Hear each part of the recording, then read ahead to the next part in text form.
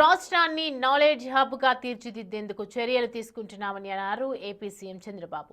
సంక్రాంతి వేళ సొంతూరుకు రావటం ఎంతో సంతోషాన్నే కాదు ఆత్మవిశ్వాసాన్ని నింపుతోందన్నారు. 2047లోగా స్వర్ణాంధ్ర సాధన కోసం కృషి చేస్తున్నామని తెలిపారు ఆయన. ప్రతి ఒక్కరి జీవన ప్రమాణాలు, ఆదాయం పెరగాలని, అందుకే P4కు ప్రాధాన్యం ఇస్తున్నామని తెలిపారు ఏపీ సీఎం చంద్రబాబు.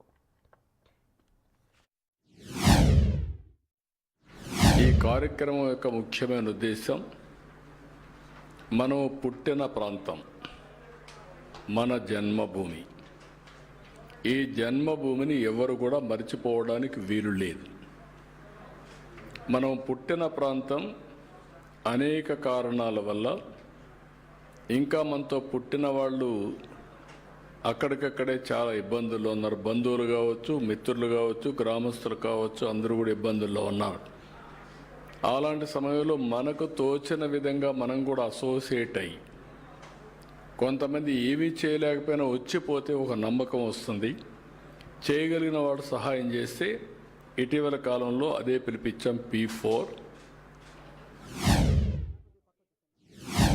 ఈ కార్యక్రమం యొక్క ముఖ్యమైన ఉద్దేశం మనం పుట్టిన ప్రాంతం, మన జన్మభూమి.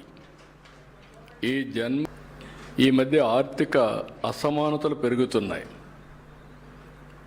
ఆర్థిక సంస్కరణలు వచ్చాయి, టెక్నాలజీ అడ్వాంటేజ్ వచ్చింది. ఈ రెండు వచ్చిన తర్వాత డెమోగ్రఫిక్ డివిడెంట్ వచ్చింది. ఇప్పుడు స్ట్రాంగ్ లీడర్షిప్ ఉండే పరిస్థితికి వచ్చాం.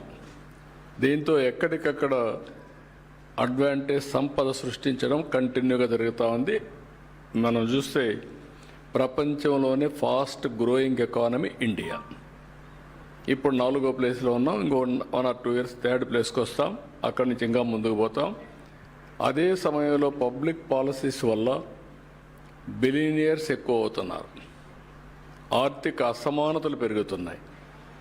ఆర్థిక అసమానతలు తగ్గించకపోతే భవిష్యత్తులో ఆ సమాజం ఆ సాటిస్ఫాక్షన్ ఉండదు.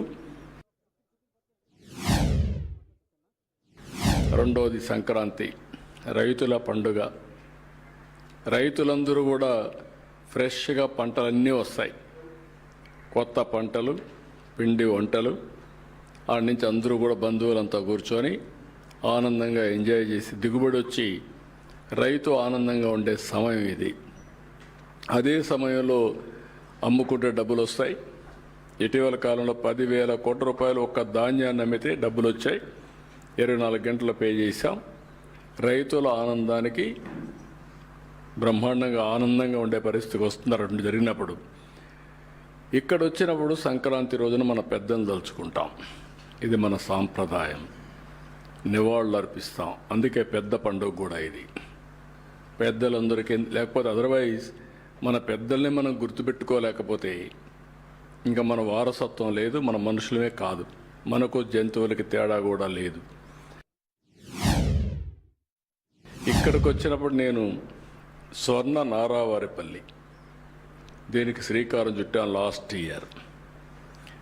మెయిన్ ఉద్దేశం అంటే ఇక్కడుండే జీవన ప్రమాణాలు పెంచాలి, వీళ్ళ ఆదాయాన్ని పెంచాలనే ఉద్దేశంతో లాస్ట్ ఇయర్ స్టార్ట్ చేశాం.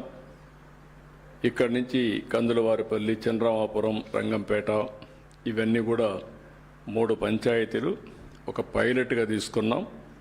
ఆ పైలట్గా తీసుకొని ఏమేం చేయాలనో హోంవర్క్ చేసి ఒక స్పెషల్ ఆఫీసర్ని పెట్టాం కలెక్టర్ గారి ఆధ్వర్యంలో. ఇక్కడే స్పెషల్ ఆఫీసర్ కూడా ఉంది, ఆవిడ బాగా చేశారు. I'm very happy. దీనిపైన వీళ్ళందరికీ వ్యక్తిగత మరుగుదొడ్లు, స్టాచ్యురేషన్తో పెన్షన్లు, రేషన్ కార్డులు, దీపం కనెక్షన్ ఇవన్నీ కూడా పూర్తి చేశాం. అదే సమయంలో ఇంకొక పక్కన ఇక్కడికి వచ్చినప్పుడు ఇళ్ళు లేని వాళ్ళందరూ గుర్తించాం. 247 ఇళ్ళు కావాలి. కొంతమందికి ఇంటి జాగాలు ఉన్నాయి, 187 మందికి ఇంటి జాగాలు కూడా లేవు.